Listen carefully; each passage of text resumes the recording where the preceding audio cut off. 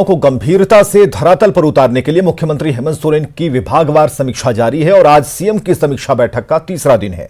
आज सीएम शिक्षा विभाग की योजनाओं की प्रगति की समीक्षा करेंगे। इसमें स्कूली शिक्षा एवं साक्षरता विभाग के कामों का जायजा लेंगे। वहीं उच्च एवं तकनीकी शिक्षा विभाग की समीक्षा होगी और इस दौरान शिक्षा के क्षेत्र में अब तक के काम और विभाग की भविष्य की रणनीति पर मंथन होगा।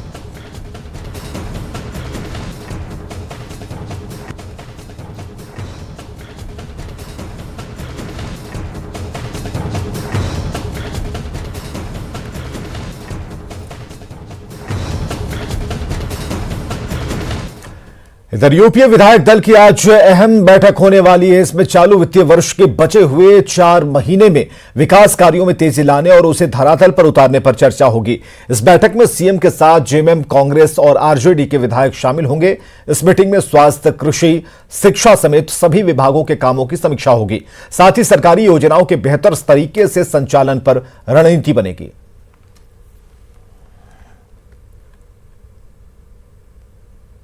बजट के बाद कोरोना महामारी आने के कारण लगातार 8-9 महीना जो विकास होनी चाहिए थी वो समुचित विकास नहीं हो पाई, ये सारे लोग मानते हैं।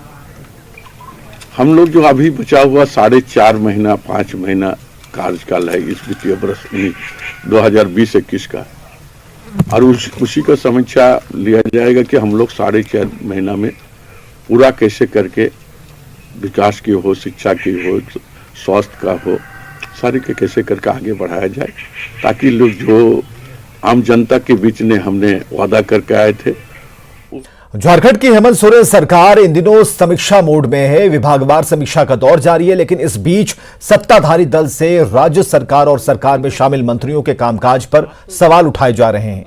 कांग्रेस विधायक इरफान अंसारी ने एक बार फिर सरकार पर सवाल खड़े कर दिए। कहा कि 1 साल सरकार को होने जा रहा है, लेकिन अभी भी सरकार अपने वादे पूरा नहीं कर सकी है और सरकार ने किसानों को कर्ज माफी और लोगों से बिजली माफ करने का वादा किया था, लेकिन अभी तक वो पूरा नहीं हुआ।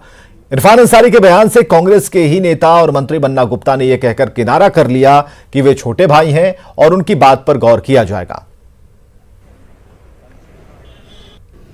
हम लोगों ने वादा किया तो क्या कारण है, माफ क्यों नहीं हो रहा है? माफ कौन सा दबाव है कि आप माफ नहीं कर रहे हैं? क्यों नहीं मंत्री कर रहे हैं?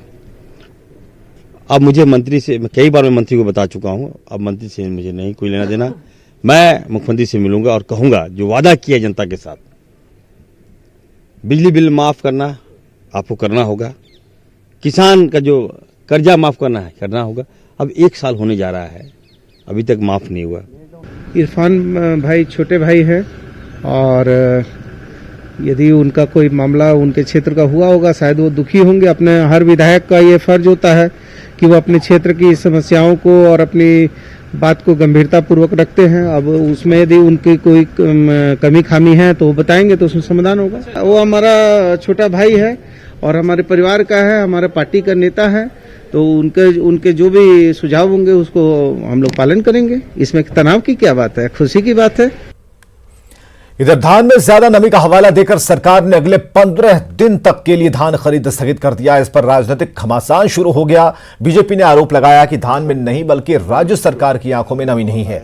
वहीं सरकार की ओर से मंत्री आलमगीर आलम ने फैसले का बचाव किया। इधर कृषि सचिव ने किसानों को भरोसा दिलाया है कि धान की खरीद जरूर होगी। मंत्री के आंखों में नमी रहनी चाहिए किसानों के प्रति।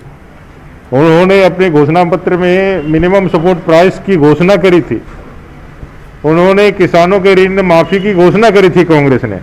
ये दोनों ही घोषणा ही रह गई। ये सरकार मिडिलमैन को मदद करने के लिए ऐसा रोक लगाई है ताकि मिडिलमैन किसानों को औने पौने दाम पर खरीद करके ले जाए और अपने जो किसान भाई है अपने हक से अधिकार से दूर रहे। धान सुचारू रूप से खरीदा जाएगा और आने वाले दिनों में अप्रैल में यह बात भी पता चलेगा जो अब तक झारखंड में एमएसपी के तहत जो धान खरीद हुआ था वो बिचौलिया नहीं असली सही किसानों से लिया जाएगा। किसान उदास होने की जरूरत नहीं है।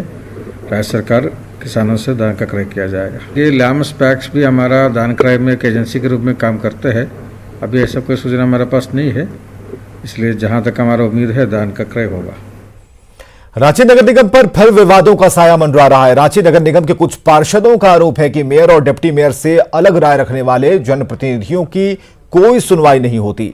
जेएमएम ऑफिस पहुंचे पार्षदों ने अपनी बातों को पार्टी महासचिव के सामने रखा, जिसके बाद जेएमएम महासचिव सुप्रियो भट्टाचार्य ने रांची नगर निगम को नर्क निगम करार दिया। साथ ही ये चेतावनी दी कि अगर नगर निगम नहीं सुधरता तो जो फंड मिलता है वो सीधे जनप्रतिनिधियों के खाते में जाएगा। उन्होंने मेयर और डिप्टी मेयर को सुधरने या फिर पद से उतरने का भी अल्टीमेटम दिया। हम कह सकते हैं कि नगर निगम को नरक निगम के तौर पे बदलने का योजना किया गया। इन जनप्रतिनिधियों का काम या उनकी योजनाएं स्वीकृत नहीं करती है तो राज्य सरकार के द्वारा नगर निगम को एक एक पैसा रोककर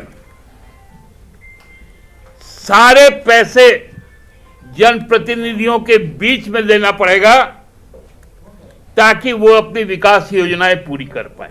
और मेयर और डिप्टी मेयर को या तो सुधरना पड़ेगा या तो उतरना पड़ेगा। इधर रांची जेएमएम ऑफिस में पार्षदों के पहुंचने पर बीजेपी ने निशाना साधा है। बीजेपी प्रवक्ता प्रतुल शाहदेव ने आरोप लगाया कि कांग्रेस की तर्ज पर जेएमएम भी अल्पसंख्यक तुष्टीकरण की राजनीति पर उतर आई है। उन्होंने कहा कि अगर पार्षदों को दिक्कत थी तो उन्हें निगम की बोर्ड में इसे उठाना चाहिए था, लेकिन राजनीतिक दल के ऑफिस में प्रेस कॉन्फ्रेंस कर वे इस मुद्दे का राजनीति करना चाहते हैं। जिस तरीके के अल्पसंख्यक समाज के तुष्टीकरण की राजनीति कांग्रेस करती है, आज उसी तर्ज पर झारखंड मुक्ति मोर्चा ने भी साफ तौर पर अल्पसंख्यक तुष्टीकरण की राजनीति की। उनके कार्यालय में नगर निगम के कुछ पार्षदों ने प्रेस कॉन्फ्रेंस किया और इन पार्षदों में 90% अल्पसंख्यक समुदाय के थे। झारखंड मुक्ति मोर्चा के नजरिए में लगता है सेकुलर होने का सिर्फ यही मतलब है कि आप जो बहुसंख्यक समाज है उसके हितों की अनदेखी करें, तभी शायद आप सेकुलर हैं। ये पूरे तरीके से इन्होंने निराधार आरोप लगाया है। और नगर निगम के पार्षदों को कोई अगर प्रॉब्लम था तो उसके लिए बोर्ड उनके यहां सबसे सशक्त माध्यम में उठाने का